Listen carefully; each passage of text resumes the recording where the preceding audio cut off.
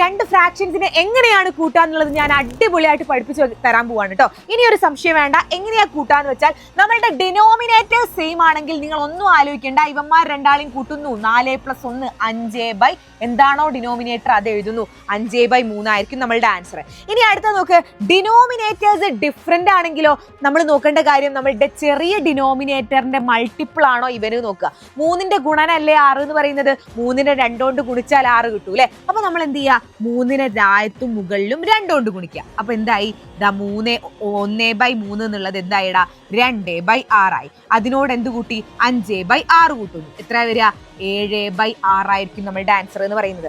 അടുത്ത നോക്കിയാടാ, denominators different ആണ്. ചെറുതിന്റെ multiple ആണോ വലുത്, അല്ല അല്ലെ. അങ്ങനത്തെ കേസ് വരികയാണെങ്കിൽ നിങ്ങൾ ചെയ്യേണ്ട ഇത്ര മാത്രമാണ്, ഇതിനെ കൊണ്ട് നമ്മൾ എന്ത് ചെയ്യുക, ഇവനെയും ഗുണിക്കുക.